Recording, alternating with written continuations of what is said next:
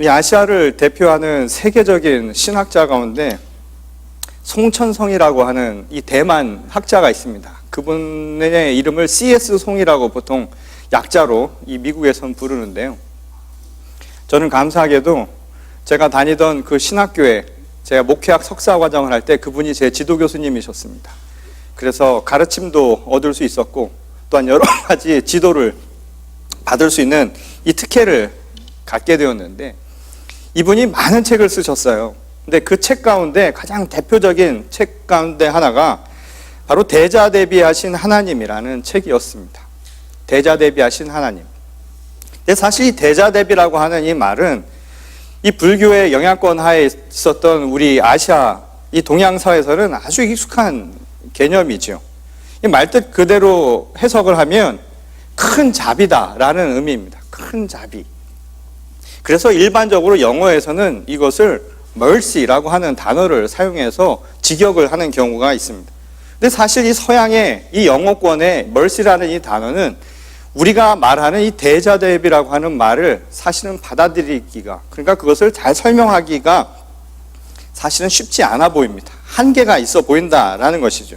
왜냐하면 이 서구권에서 이야기하는 서양 문화에서의 mercy라고 하는 것은 높은 위치에 있는 사람이 상대적으로 낮은 위치에 있는 사람에게 아량을 가지고 베풀어주는 행위, 주로 그것을 나타내는 말로 사용을 합니다. 하지만 이 대자대비라고 하는 이 말은 베푼다라고 하는 이 행위도 물론 중요한 것이지만 그 이전에 그 베풀기 위해서 우리가 갖춰야 할 마음의 자세를 더 강조하고 있는 말이라고 할 수 있기 때문이라는 거죠. 예컨대 높은 자리에 있는 사람이 그 입장에서 낮은 자에 있는 사람을 베풀기 위해서, 그 아량을 갖기 위해서는 먼저 그 자세를 낮춰줘야만 한다는 겁니다. 그 자세를 낮춰주어서 그 사람의 마음을 먼저 함께 느끼고 공감할 수 있는 것, 그래야 그를 이해할 수 있다는 것이죠. 그런 의미에서 대자대비라고 하는 말은 베푸는 행위도 중요하지만 그것을 위해서 먼저 낮아지려고 하는 그 마음, 그래서 함께 한다라고 하는 바로 그 상태를 더 중요한 부분으로 보고 있다는 겁니다. 이것을 성경에서도 잘 나타내주는 구절이 있습니다. 이 로마서 12장 16절에 보면 이 사도 바울이 이런 이야기를 했죠. 즐거워하는 자들과 함께 기뻐하고 우는 자들과 함께 울라라는 말을 한 바가 있습니다. 그것은 무엇을 의미하는가요? 똑같이 그들의 감정을 함께 느끼다, 이런 말입니다. 똑같이 그들과 하나 된 모습으로 그 감정을 공유해보라는 말씀이라는 것이죠. 그런 의미에서 이 사도 바울의 이 구절은 대자대비라고 하는 우리 동양사에서 이야기하는, 어찌 보면 이 불교적 용어에 가까운 이 말을 가장 잘 표현한 부분이라고 이야기할 수 있다는 겁니다. 근데 오늘 본문 말씀에서도 대자대비라고 하는 이 말의 의미를 아주 잘 나타내주는 이 구절을 우리가 보게 됩니다. 이 36절에 보면 예수님께서 무리들을 보시고 불쌍히 여기셨다라는 이 대목이 나오는데요. 불쌍히 여겼다라고 하는 이 부분이 바로 그 대자대비라고 하는 말을 아주 잘 나타내주는 표현이라는 것이죠. 근데 흥미로운 사실은 우리말 불쌍하다라는 그 단어입니다. 불쌍이라고 하는 이 단어를 할 때 보통 이런 이야기를 많이 해요. 우리말 가운데 불쌍하기 짝이 없다라고 이야기를 많이 하죠. 이것은 그 불쌍이라고 하는 말의 어원이 갖는 그 의미와 연관이 있다라고 합니다. 왜냐하면 이 불쌍이라고 하는 말이요, 순수 한국말이 아니라 한자에서 나왔다라는 거예요. 그 한자의 의미는 뭐냐면 불, 아니 부자에 쌍, 짝쌍이라는 겁니다. 쌍쌍이라고 이야기하죠. 그대로 번역을 하면 쌍이 없다, 다시 말해서 짝이 없다라는 이야기입니다. 그러니까 불쌍한 게 무엇을 의미하냐면 짝이 없는 게 불쌍하다는 거예요. 예수님은 무리를 보시고 불쌍히 여기셨잖아요. 저는 저희 교회 청년들을 보면서 불쌍히 여기는 이유가 여기 있습니다. 짝이 없는 것, 이게 불쌍한 이유라는 거예요. 근데 사실 이 불쌍하다라고 하는 말이 우리가 흔히 생각하던 남녀 관계처럼 누군가 짝이 없다라고 하는, 다시 말해서 물리적으로 누가 나와 함께 하고 있지 않다라고 하는 말을 뜻한다기보다는 근원적으로는 바로 마음에 대한 이야기를 하고 있다라는 겁니다. 옆에 누가 있어도 마음이 통하지 않으면 함께 있어도 함께 있는 것 같지 않죠. 중요한 것은 무엇이냐면 마음이 통하는 대상이 있느냐 없느냐를 이야기한다는 겁니다. 그러니까 불쌍이라고 하는 말을 바꿔서 이야기하면 결국 무엇을 뜻하는가? 마음으로 내가 함께 공감할 사람, 마음이 통할 수 있는 그 누군가가 바로 나에게 있느냐 없느냐, 공감할 수 있는 상대가 있는가 없는가가 바로 이 불상을 이야기할 수 있는 대목이라는 것. 이 말은 실제로 오늘 본문의 어원이죠. 이 헬라어 본문을 봐도 분명하게 알 수 있습니다. 오늘 본문에 보면 이 헬라어 원문은 이 불쌍히 여기다라고 하는 말을 스프라디조마이라고 하는 이 헬라 단어를 사용하고 있습니다. 근데 이 스프라디조마이라고 하는 이 단어는 우리가 너무 잘 아는 이야기에서도 사용이 된 바가 있습니다. 그 이야기는 마가복음 6장에서 예수께서 수많은 무리들을 오병이어의 기적으로 먹이신 사건, 바로 그 사건에서 한번 나왔었죠. 예수께서 말씀을 듣기 위해 많은 무리들이 모여 있는 것을 보시고 그 당시에도 똑같은 말씀하셨습니다. 그들을 보고 불쌍히 여기셨다라고 이야기를 하셨다는 겁니다. 그런데 그 말씀 뒤에 왜 불쌍히 여겼는가를 이렇게 이야기를 했습니다. 오늘 본문과 똑같이 이야기를 하죠. 목자를 잃은 양과 같았기 때문이랍니다. 목자 없는 양과 같아 보여서 그들을 불쌍히 여겼다는 거예요. 오늘 본문 말씀도 무리를 보시고 예수님이 불쌍히 여기신 이유가 무엇이었냐면 그들이 목자를 잃은 양 같아 보였기 때문이라는 겁니다. 이게 무엇을 의미할까요? 이 실제로 당시 이 고대 근동사회, 이 유대인들은 유목을 하면서 많이 살았는데요. 농경사회에서 이 유목사회에서 양을 친다라고 할 때 이 양이 갖는 특징이 있다는 겁니다. 양은 사람의 도움이 없이는 그 자체로 살아가기가 매우 어렵다는 거예요. 스스로를 보호할 수 있는 능력이 현저히 떨어지는 존재였다는 겁니다. 그 당시 사회에서, 유목사회에서 양에게 있어 목자는 없어서는 안 되는 아주 중요한 존재였다는 거예요. 또 양을 치고 살아가는 목자에게 있어서 양도 역시 중요한 존재였죠. 그러니 서로에게는 어떤 관계냐? 없어서는 안 될 짝과 같은 거였다는 겁니다. 그 예수님이 무리를 보시고 불쌍히 여기신 까닭이 바로 여기 있었던 것이죠. 목자를 잃은 양, 다시 말해서 짝을 잃은 양, 그 자체가 불쌍하다 이 말이었다는 말씀이라는 겁니다. 그런 의미에서 서로 간의 관계는 하나의 운명 공동체로 이루어진 것이다 라고 주님도 이야기하고 계셨다는 겁니다. 그런데 말이죠, 이 헬라말, 이 스프라디조마이라고 하는 이 말의 어원도 참 흥미로운 대목입니다. 이 말의 그 의미가, 그 어원을 보면 스프라디조마이라고 하는 불쌍하다라고 하는 이 헬라 말은 어디서 나온 말이냐 하면 우리 인간의 장기를 뜻하는 말입니다. 우리가 흔히 창자 또는 장이라고 하는 것들이 있죠. 이것을 뜻하는 말이 바로 스프라디조마이라고 하는 거예요. 근데 당시 근동 사람들은 지금도 그렇지만 사람들이 연민이나 또는 동정심과 같은 긍휼과 같은 마음이에요. 우리가 누군가에게 갖는 측은지심이라고 이야기를 하죠. 그런 마음을 갖는 감정이 어디서 생기는가? 바로 그런 장기에서 나온다고 생각을 했다는 거예요. 창자와 같은 곳에서 그런 감정이 생겨난다고 당시 사람들은 그렇게 믿었다는 거예요. 근데 이 말이 이상한 게 아닌 게 우리 말에도 이런 어원들이 있죠. 실제로 우리 말에 창자를 뜻하는 말이 뭔가요? 애라는 말이 있습니다. 그래서 애간장이라고 표현을 하죠. 그래서 우리도 무슨 이야기를 하나요? 애간장이 끓는다. 애간장이 탄다. 애간장이 끊어진다. 라는 말을 사용할 때가 있다는 겁니다. 근데 왜 어떤 순간에 그럼 이런 상황이 생겨날까요? 자기 일이야 물론 그렇다 치더라도 내 일 때문에 애가 끓고 애가 타는 상황이야 생길 수 있겠지만 중요한 것은 사람과 사람 관계에서 내가 아닌 다른 사람의 문제에 대해서 사람들이 애간장을 끓는 경우가 있다 이 말인 겁니다. 지금 예수님께서 무리를 보시고 불쌍히 여기셨다 이 말을 다른 말로 바꾸면 뭔가요? 애간장이 탔다 이 말인가요? 애간장이 끊어지는 그런 느낌을 가졌다 이 말인 겁니다. 왜 그런 감정을 갖게 되었느냐 이 말인 것이죠. 예전 분들은 잘 아실 겁니다. 이 단장의 미아리 고개, 뭐 그 이야기 아실 거예요. 단장이라는 말이 뭘까요? 애간장이 끊어진다. 창자가 끊어지는 것 같은 아픔을 갖는다라는 거예요. 그 이야기는 여러분들도 잘 아시지만 자식을 잃은 부모의 마음을 이야기한 겁니다. 그 부모의 마음은 자식의 아픔, 자식의 고통이 고스란히 전해진 거예요. 그 마음을 고스란히 느낄 수 있는 것이죠. 왜 타인의 문제에 대해서 우리는 그런 감정을 느끼게 될까요? 그거는 부모가 자식을 향해서 갖는 그 마음만 생각해봐도 우리는 너무나 잘할 수 있다는 겁니다. 그 사랑의 감정이라는 것이죠. 자식을 향한 그 마음이 애끓게 만든다는 거예요.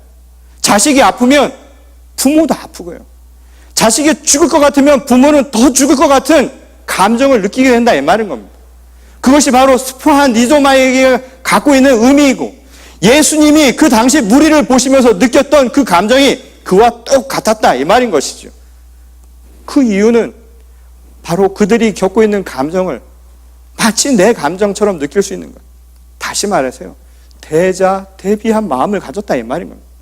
함께 울고 함께 웃을 수 있는 것, 누군가 울고 있을 때 함께 울어줄 수 있는 그런 마음의 시작은 다른 것이 아니라 그 감정을, 그 마음을, 그 느낌을 나도 똑같이 나누고 있었기 때문에 가능한 일이었다는 것이죠.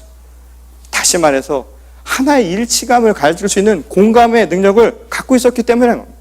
실제로 오늘 이 본문 말씀에 이 영어 번역을 보면 이 불쌍히 여기다라는 이 부분을 또 compassion이라는 단어를 사용했습니다. 이 영어도 마찬가지죠. come과 passion이란 말이 뭔가요? passion은 우리말로 바꾸자면 감정에 해당되는 말입니다. 모든 다양한 감정들, come이라고 하는 것은 together라는 의미죠. 다시 말해서 인간이 갖는 희로 애락의 모든 감정을 함께 나누는 것, 그게 바로 compassion이라는 겁니다. 주님이 우리를 향해 가지셨던 그 마음, 자식을 향해 품었던 그 마음이 애간장 끓는 듯한 그 마음이요, 그 눈으로 우리를 불쌍히 여기며 보셨다는 거예요. 부모를 잃은 것 같은, 함께 운명의 공동체를 잃어버리고 살아가는 것 같이 살아가는 바로 죄인들, 우리들을 향한 주님의 마음이 그와 같았다는 겁니다. 송천성 교수가 이 하나님의 모습을 대자대비하다라고 표현한 이유가 바로 여기 있었다는 겁니다. 하나님은 율법주의와 같은 기독교의 교리에 갇혀 지내는 분이 결코 아니다 이 말인 겁니다. 우리가 말하는 이 말씀의 어딘가에 교리 안에, 우리가 말하는 교단의 원칙하에 하나님이 묶여 계신 분이 아니다 이 말인 것이죠. 그리고 그분은 마치 저 바깥에서 우리를 조정하듯이 멀리서 바라보면서 잘잘못을 심판하고 판단하시는 엄한, 그래서 우리에게는 무서운 하나님으로만 존재하는 분이 결코 아니라는 겁니다. 하나님은 그리스도 예수께서 이 땅에 오셔서 우리에게 가르쳐 주신 대로요, 아빠, 아버지 같은 친근한 분이라는 겁니다. 대자대비하신 하나님의 모습으로 오늘 우리와 함께 즐거워하고 오늘 우리와 함께 울고 계신 바로 그 하나님, 그분이 바로 진실된 우리의 하나님이라고 가르쳐주고 있다는 것이죠. 그리고 그것이 바로 예수 그리스도를 통해서 이 땅 가운데 실현되었다는 겁니다. 우리를 향한 하나님의 그 사랑이 그리스도 예수 독생자를 보내어 주심으로 그분을 통해 대자대비하신 하나님의 모습을 우리에게 온전히 보여주셨다는 것이죠. 예수님은 바로 우리의 아픔과 우리의 즐거움을 함께 나누기 위해 이 땅 가운데 오셨다는 겁니다. 실제로 예수님도 그런 의미에서 우리와의 관계를 비유로 설명을 해주셨죠. 요한복음 15장의 말씀은 이 포도나무의 비유로 주님과 우리와의 관계를 이야기해 줍니다. 포도나무이신 주님 안에 있는 우리는 가지들입니다. 우리는 서로가 함께 엮여져 있는 가지입니다. 때로는 밑가지가 아래가지가 윗가지를 지탱해 주어서 열매 맺게 하는 것, 그리고 한 뿌리로 나오는 하나님의 말씀의 자양분을 함께 나누는 운명 공동체, 이것이 바로 주님과 우리 서로 간의 관계를 설명해 주는 모습이었다는 것이죠. 그래서 가지 하나가 아프면요, 주님도 아파하신다 이 말인 겁니다. 내 팔이 아프면 내가 아픈 것 아닙니까? 내 다리가 아프면 내가 아픈 것 아닙니까? 함께 아파하는 것이죠. 내가 애간장이 끓으면 그 순간 주님도 함께 애간장이 끓는 것, 함께 그 감정을 나누는 것, 공감의 능력을 함께 나누는 것, 이것이 바로 주님과 우리와의 관계요, 이게 대자대비하신 하나님의 모습이라고 우리에게 분명하게 얘기해 주신 것이었죠. 그리고 예수님은 우리에게 이렇게 이야기했습니다. 요한복음 15장 15절에서는 아빠 아버지에서 한 걸음 더 나가서 하나님과 우리와의 관계, 주님과 우리와의 관계를 이렇게 이야기하죠. 바로 친구라고 이야기합니다. 우리는 친밀한 관계가 되었다는 거예요. 부모에게 하지 못하는 말이 있잖아요. 선생님한테 할 수 없는 말이 있죠. 목회자에게 상담하지 못하는 이야기가 있죠. 그걸 들어줄 수 있는 친구 같은 존재가 되었다는 거예요. 대자대비하신 아버지 하나님이시고, 그분은 더불어 우리에겐 친구와 같은 함께 공감하는 능력을 나눠주신 분이라는 것. 이것이 바로 예수님의 말씀이었다는 것. 그럼에도 불구하고 오늘날 우리가 살아가는 현실은 그렇지 못하죠.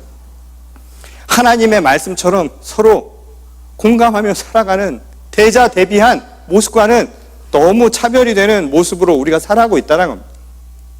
본문 37절에서 이를 이렇게 표현합니다. 예수님이 말씀하시기를 추수할 것은 많은데 일꾼이 적다라고 말씀하신 것이죠. 추수할 것은 많은데 일꾼이 적다라고 말씀하신 것도 바로 이와 연관이 있다는 겁니다. 하나님은 예수 그리스도를 통해서 불쌍한 무리들인 우리들에게 진정한 친구가 되어주셨습니다. 그리고 우리와 함께 삶을 나누며 공감하는 하나의 짝이 되어주셨죠. 그리고 우리에게도 똑같은 말씀을 하셨죠. 너희도 가서 누군가의 친구가 되어주라고, 벗이 되어주라고 이야기를 했다라는 겁니다. 그런데 정작 오늘 우리는 친구는 있을지 모르지만 중요한 것은 무엇을 잃어가고 있는가요? 공감하는 능력은 자꾸만 잃어가고 있다 이 말인 겁니다. 교회는 많이 섰지요.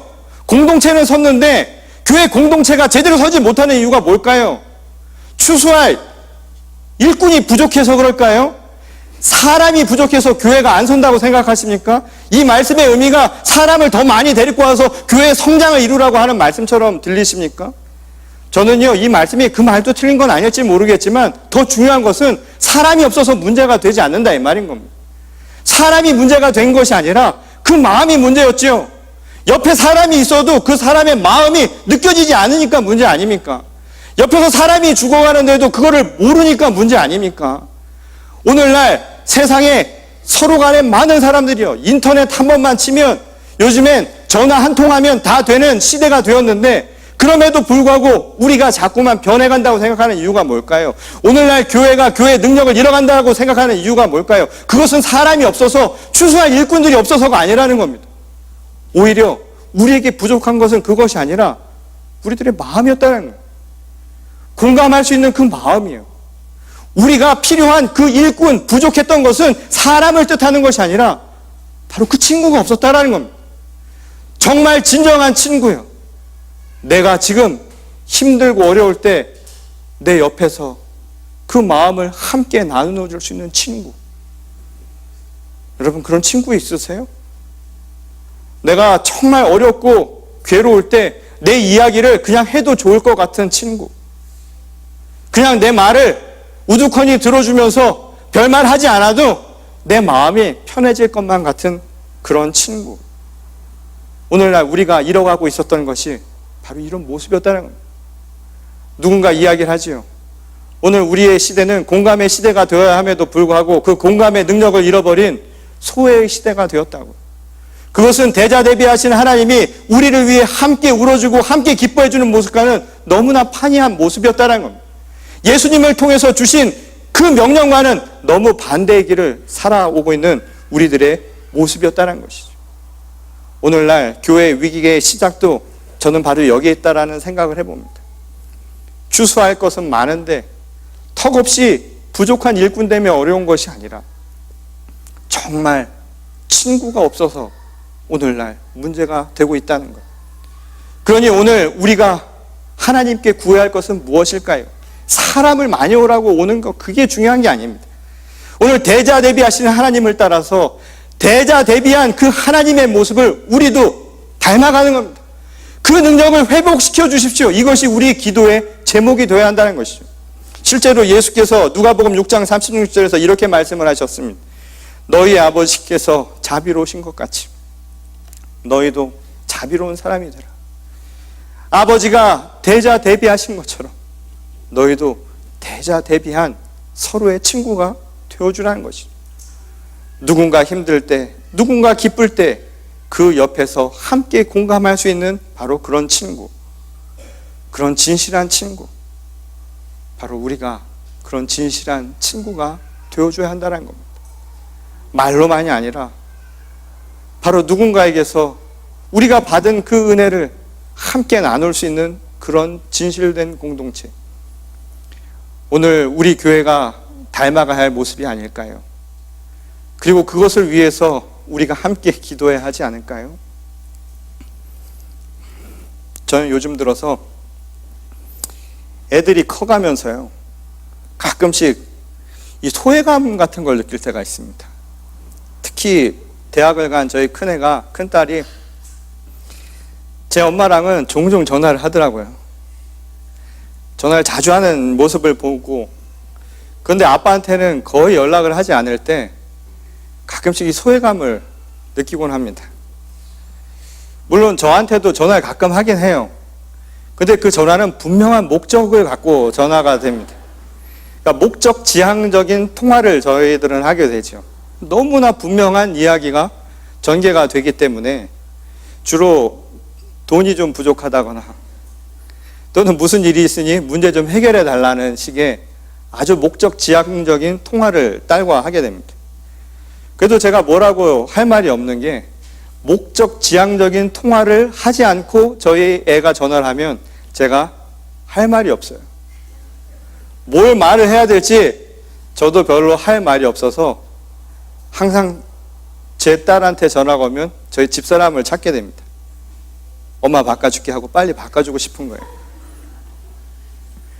저도 결혼하고 아이를 낳기 전에는 이런 생각을 한 일이 있습니다. 나름대로 아이를 낳으면 가정적이고, 그리고 애들에게 다정다감하고, 무엇보다 요즘 젊은이들의 말처럼 쿨한 아빠, 친구 같은 아빠가 될 수 있다고 저는 믿었고 또 그렇게 되기를 바랬었습니다. 근데 막상 아이들을 키우면서요, 변화가 많았습니다. 미국에 이민 오게 되고 유학을 오고 이민 생활하고 목회를 하게 되고 하는 과정 속에서 바쁘다라는 핑계로 아이들이 자라는 동안 얘기할 기회가 사실 많지 않았어요. 근데 지금 생각해보면 시간이 많지 않았던 것보다 주어진 시간에 집중하지 못했다는 생각이 듭니다. 그러니까 아이들이 이야기해도 건성건성으로 들었다는 생각이 드는 거예요. 가뜩이나 잘 듣지도 못하는 사람이 주의 깊게 아이들이 말하는 것을 듣지를 못하니까 한마디로 아이들과 공감할 수 있는 기회를 저 스스로 놓쳐버린 것이었죠. 그래서 가끔씩 애들이 저에 대해서 이야기를 할 때 그런 이야기를 합니다. 야, 아빠는 말이 잘 안 통한다고요. 초등학교 들어간 저희 둘째 아이가 어느 날 우리 가족에 대한 그림을 학교에서 그려오라고 그래서 그림을 그렸는데요, 분명 저희 집 식구는 넷인데 애 그림엔 셋밖에 없는 거예요. 여자 셋밖에 없는 겁니다. 저는 없는 거예요. 굉장히 당혹스럽더라고요. 아빠는 어디 있냐 물어봤더니 그 옆에 집을 그려놨는데 집 안에 있다는 겁니다. 아빠는 그냥 집 안에만 있느냐고 했더니 또 다른 곳에 건물 하나가 있어요. 십자가가 그려져 있다고. 교회 안에 들어가 있다는 겁니다. 아빠는 보이지 않는 집이나 교회 어딘가에 숨어있는 존재가 되어버린 것이었죠.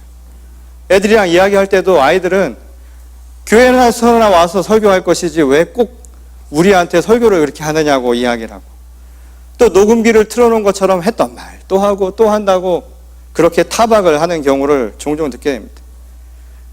근데 돌아보면 제 아이들처럼 그 마음 때 저도 제 아버지가 제 마음을 잘 몰라준다라는 생각을 했던 기억이 납니다. 물론 지금과는 많은 차이가 있지만 그때는 심지어는 아버지가 뭐 이렇게 해준 거 별로 없다라는 생각도 가끔씩 했던 기억이 납니다. 아직도 기억나는 것이, 그 당시에는 이 대학을 갈 때 뭐 부모님이 국가유공자라든가 집안에 국가유공자가 있으면 대학을 이렇게 쉽게 보내는 게 있었는데, 제 옆에 있는 친구가 그렇게 해서 대학 가는 걸 보니까 이 심사가 뒤틀리더라고요. 집에 와서 부모님한테 얘기를 해요. 왜 우리 조상들은 그 쉬운 독립운동도 안 하고 왜 국가유공자 하나도 없어서 이렇게 고생을 시키느냐고 그런 이야기를 한 일이 있습니다. 또 한참 때는 대학 등록금을 마련하기가 쉽지 않을 때는 턱턱 내주는 다른 부모님을 보면서 왜 그런 거 하나 우리는 받지 못할까를 생각을 하고, 나이가 들어가면서 머리에 숱이 적어질 때는 그 쉬운 숱 하나하나 물려주지 못하는 게 그 뭐 어려운 것도 아닌데 머리숱도 주지 못하느냐고 부모님을 타박했던 그런 때가 있었습니다. 근데 문득 커가고 아이들이 크고요, 제가 이제 그 아버지의 그 또래가 되고 그리고 목회를 하면서 어느 정도 이제 자리를 잡아가면서 어느 날 문득 제가 이런 생각을 한 일이 있었습니다. 누구도 저에게 와서 어떻게 지내냐고, 괜찮으냐고, 그 흔한 말을 아무도 물어보지 않았는가 라는 저의 질문을 하게 된 일이 있었습니다. 요즘은 우리 교회 이제 권사님들, 또 특히 어떤 권사님은 특히 저한테 항상 만날 때마다 늘 평안하시냐고 제 손을 잡고 말씀을 물어봐 주시는 분도 있고, 이제는 많은 분들이 잘 물어봐 주시기는 하지만 이 한때 저 스스로 막다른 골목에 다다랐다라고 하는 느낌을 가진 순간이 있었습니다. 그 이민 오신 많은 분들이 그와 비슷한 경험들을 했으리라는 생각이 듭니다. 저 역시 정말 아무 생각 없이 유학 와서 정말 무일푼으로 시작을 했습니다. 그리고 그것이 어느 순간에는 정말 감당하기 어려운 때가 있었습니다. 지금 생각해보면 어떻게 살았을까? 라는 생각을 할 때가 있습니다. 마치 숨가쁘게 달려오듯이 터널을 지나가듯이 고개를 숙이고 앞만 보고 막 달렸는데 어느 순간 잠시 숨을 쉬면서 되돌아볼 때 그때 오는 서운한 감정이 있지요. 또 억울한 감정도 들고요. 또 어떤 마음으로는 뭔가 모르게 내 자신에게 미안한 생각도 드는 그런 순간이 아마 여러분들에게도 있었을 겁니다. 그렇다고 되돌리기도 어렵고, 그렇다고 지금 이대로 계속 달려가기도 막상 달려가자고 하니까 앞이 더 캄캄해지는 순간이 있습니다. 게다가 그럼에도 불구하고 나름대로 지금까지 뭔가 해오고 노력은 해온 것 같고 나름대로 최선은 다한 것 같은데 아무도 그 얘기를 해주는 사람도 없고 내 자신에게도 그런 확신이 생기지 않을 때가 있습니다. 오히려 냉랭하고 오히려 주변은 더 무관심한 것 같은 그런 마음이 들 때가 있죠. 꼭 알아주어서가 아니라 자기 자신에게 확신을 갖지 못하는 바로 그 순간들, 그 어두운 순간들을 아마 여러분들도 다 경험하셨을 겁니다. 저에게도 그런 순간이 있었는데 그러던 어느 날 우연히 제 동료 선배 목사님으로부터 전화 한 통이 온 겁니다. 제가 그분이랑 가까운 게 아니라 우연치 않게 한 번 뵀어요. 그리고 그분께 이런저런 이야기를 나눈 적이 있었습니다. 그런데 어떻게 그분이 제 전화번호를 알았는지 어느 날 저에게 전화를 하신 겁니다. 그리고는 저에게 이렇게 이야기를 하시는 거예요. 목사님, 괜찮아요? 요즘 어떻게 지내요? 힘들죠? 그래도 잘 버티세요. 제가 목사님을 위해서 기도할게요. 이 전화통 너머로 들리는 이 짧은 대화가 그분이 어떤 이야기를 어떤 마음으로 하셨는지는 모르지만 그 순간 저는요 제 가슴에 담아두었던 그때까지의 모든 감정들이요, 서운했던 감정들, 힘들었던 감정들, 쌓아놓았던 제 나름대로의 상처난 모든 것들이 그 한순간 다 쏟아지는 것 같은 느낌이 들었어요. 울컥하는 눈물이 나는 거예요. 저도 모르게 그분 잘 모르는데 그 한마디 때문에 제가 엉엉 울었던 기억이 납니다. 그리고 몇 주 후에 편지가 왔어요. 그분이 보낸 편지였습니다.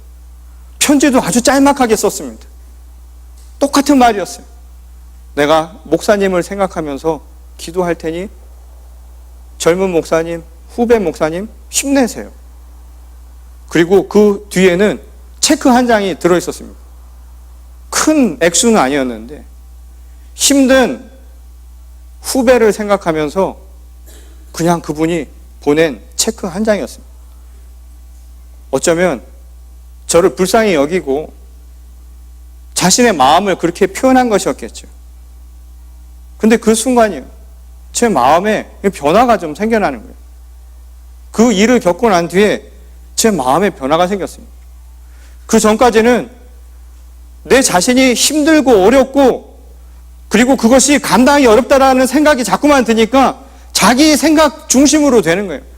남이 알아주지 아니하는 것, 그리고 남이 나를 몰라주는 것은 고사하고 오해하는 것, 그것 때문에 마음의 상처가 너무 나는 거예요. 그 상처들이 쌓이고 쌓이고 그리고 누구도 이야기할 수 없는 거예요. 가족들에게도 이야기할 수 없잖아요.